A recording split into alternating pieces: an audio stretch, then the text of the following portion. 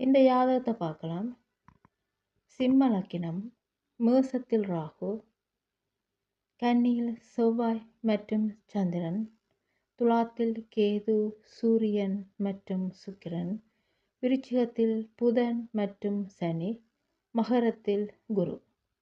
இது ஒரு ஆண் ஜாதகம். இங்கு லக்னாதிபதியாகிய சூரியன் நீசமாக இருக்கின்றார். லக்னாதிபதி என்பவர் ஒருவரின் ஒட்டுமொத்த குணாதிசயங்களை நிர்ணயிப்பதில் முக்கிய பங்கு வகிப்பவர். அவர் இங்கு பலவீனமாக இருக்கின்றார். இப்படி லக்னாதிபதி இருந்தால், அதாவது லக்னாதிபதி வலுவில்லாமல் இருந்தால், ஜாதகருக்கு அடிப்படையில் வலுவான தெளிவான சிந்தனை போக்கு இருக்காது. சரியான முடிவு எடுப்பதில் உறுதியாக இருக்க மாட்டார். இந்த விடயங்களில் குறைபாடுகள் இருக்குன்னு சொல்லலாம். பொதுவாக குருவை தனகாரகன் என்று கூறுவோம். அந்த குருவும் இங்கு வலுவில்லாமல் இருக்கின்றார். இங்கு 7ஆம் வீட்டதிபதி சனி அவர் விரோதியின் வீட்டில் இருக்கின்றார். அவரது நண்பரோடு சேர்ந்திருக்கின்றார். இருந்து கொண்டு நீசமான குருவோடு தொடர்பு கொள்கிறார். எனவே மனைவியின் அம்சம் களங்கமுற்ற வகையில் அமையும் என்பதை அனுமானிக்கலாம். குருவை பார்த்த சனி அந்த பார்வையால் லக்னத்தை பார்ப்பது இதை உறுதி செய்கிறது. சுகஸ்தானமான விருச்சிகத்தில் இந்த சனி புதனோடு இருக்கை, பாகிஸ்தானமான மேசத்தில் ராகு எனும் நிழல் கிரகம் இருப்பது, விருச்சிக அதிபதி செவ்வாய் விரியாதிபதி சந்திரனுடன் இருப்பது, அதாவது சுகஸ்தானமாக விருச்சிகம் வருகிறது, பாகிஸ்தானமாக மேசம் வருகிறது. இந்த இரண்டுக்கும் அதிபதி செவ்வாய். அப்போ இந்த இரண்டு இடங்களிலும் பாவிகள் இருப்பது, அந்த மேசம் விருச்சிகம் அதிபதி செவ்வாய் விரியாதிபதி சந்திரன் சேர்க்கை ஜாதகருக்கு குடும்ப விடயத்தில் குறைகள் உண்டு என்பதை காட்டுகிறது. ஜாதகர் எளிய குடும்பத்தை சேர்ந்தவர். பொருளாதாரத்தில் சிரமங்கள் கஷ்டங்கள் இருக்கின்றன. மனமுறிவுற்ற வசதியான வீட்டு பெண்ணை திருமணம் செய்கின்றார். இங்கு தொழிற்காரகன் சனி, தனகாரகன் குரு இவ்விருவரும் ஜாதகரின் பொருளாதார சூழ்நிலையை குறிப்பிடுகின்றனர். ராகு தசையில் குடும்ப அதிபதி புதன் புக்தியில் திருமணம் நடைபெற்றது. திருமணம் நடைபெற்ற அந்த காலத்தில் ஜாதகரின் கன்னிராசிக்கு 2ஆம் இடமான துலாத்தில் சனி வக்கிர நிலையில் பயணித்துக் கொண்டிருந்தார்.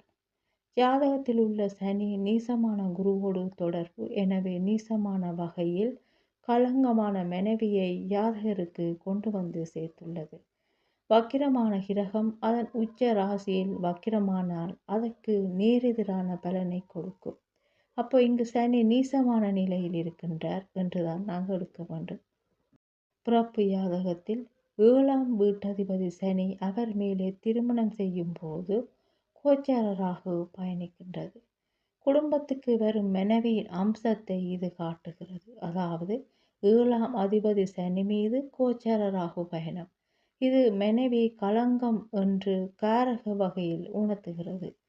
ராசி அதிபதி புதன் அந்த காலகட்டத்தில் தனது ஆட்சி வீட்டில் வக்கிரமாக இருக்கின்றார்.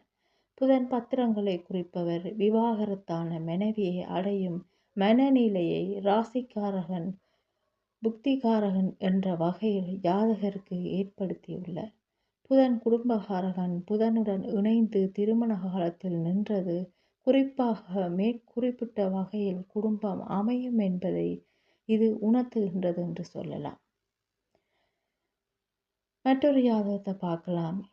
மேசத்தில் கேது, புதன், சுக்கிரன் மற்றும் செவ்வாய், ரிஷபத்தில் குரு மற்றும் சூரியன், கடகத்தில் சனி, துலாத்தில் ராகு, விருச்சிகத்தில் சந்திரன்.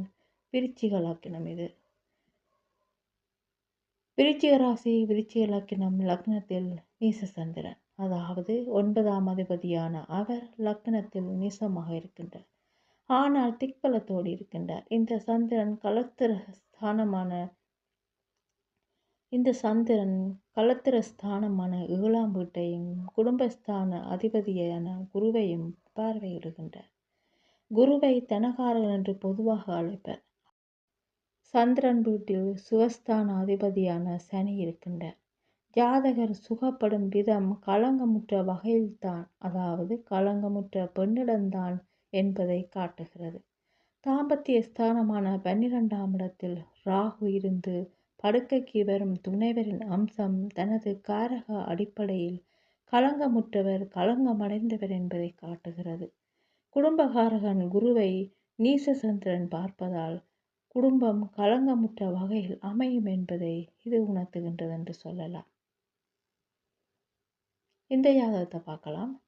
மேசத்தில் சனி, கடகத்தில் செவ்வாய், சிம்மத்தில் குரு மற்றும் சூரியன், கன்னியில் கேது, புதன் மற்றும் சுக்கிரன், விருச்சிகத்தில் சந்திரன், மீனத்தில் ராகு. கடக லக்னம். லக்னாதிபதி சந்திரன் 5இல் நீசம். 5ஆம் அதிபதி கடகத்தில் என இருவரும் பரிவர்த்தனையில் இருக்கின்றனர். லக்னாதிபதியான சந்திரனே மனோகாரகன் என்பதும் குறிப்பிடத்தக்க ஒன்று. ஒரு மனிதனின் மன ஓட்டங்களை குறிப்பவர் 5இல் இருக்கின்றார். 5ஆம் அதிபதி செவ்வாய் அவரும் வலுவிழந்து இருக்கின்றார். இது ஜாதகரின் எண்ணங்களில் குறை அல்லது களங்கமடைந்தவரை வாழ்க்கை துணைவராக ஏற்றுக்கொள்ளும் மனோநிலையை ஜாதகருக்கு கொடுத்துள்ளது. மேலும் மனைவியை குறிக்கும் 7ஆம் அதிபதி சனியும் நீசமாகி வக்கிரமாக இருக்கின்றார். அதுவும் நீச செவ்வாயின் வீட்டில் இருக்கின்றார். இந்த ஜாதகரின் வாழ்க்கை துணை களங்கமானவர் என்பதை தெரிவிக்கிறது. இங்கு செவ்வாயும் சனியும் நீச நிலையில் பரிவர்த்தனை. அதேபோல் செவ்வாயும் சந்திரனும் நீச நிலையில் பரிவர்த்தனை. பாருங்கள், இங்கு நீச நிலையில் பரிவர்த்தனை பெற்றதால் முதலில் நீச பலனை கொடுத்து பின் அது மூலம் நல்ல நிலைக்கு கொண்டு போகும் என்பதை இதன் உண்மை. இங்கு பரிவர்த்தனை அடையவில்லை என்றால் இந்த நீச பலன் வேறு என்பது புரிந்து கொள்ள வேண்டும். நீச பரிவர்த்தனைக்கு இது சிறந்த உதாரணம். கோத்தமமானதால் வலுவாகவே இருக்கின்றனர். அதாவது ராசியிலும் அம்சத்திலும் ஒரே வீட்டில் கிரகம் இருந்தால் அந்த கிரகம் வர்க்கோத்தம நிலையை அடைகின்றது. இங்கு சனியும் சந்திரனும் ராசியிலும் அம்சத்திலும் ஒரே வீட்டில் இருந்து வலுவானார்கள். சனி நீசமடைந்து வக்கிரமானதால் சனியின் காரக அடிப்படையில் ஜீவனம் வலுவடைந்தது. செவ்வாயின் வீட்டில் உள்ள சனி வலுவடைந்ததால் பரிவர்த்தனையான செவ்வாயும் வலுவடைந்தது என்பது கவனிக்கத்தக்கது.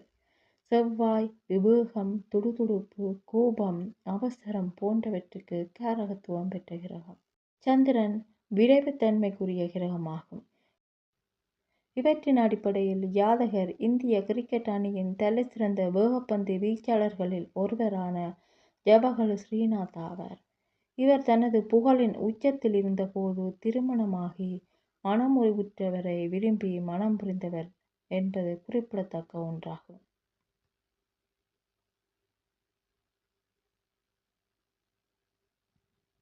ஜாதகத்தில் களத்திர ஸ்தானாதிபதி சனி, லக்னாதிபதி சந்திரன், பூர்வ புண்ணிய ஸ்தானாதிபதி செவ்வாய், களத்திரகாரகன் சுக்கிரன் என 4 பேரும் நீசம். நீசம் பெற்று பின் வலுவாகின்ற அமைப்பு. அதாவது முதல் விரும்பி கிடைத்தது அது இல்லாமல் கைவிட்டு போய் பின் வலுவான ஒன்று கிடைக்கின்ற அமைப்பு இது என்று சொல்லலாம். ஜாதகர் விரும்பி அமைத்து கொண்ட அந்த முதல் திருமணம் நிலைக்கவில்லை. மனைவியை விவாகரத்து செய்துவிட்டு ஜாதகர் 2வதாக மறுமணம் செய்து கொண்டார் என்பது குறிப்பிடத்தக்கது.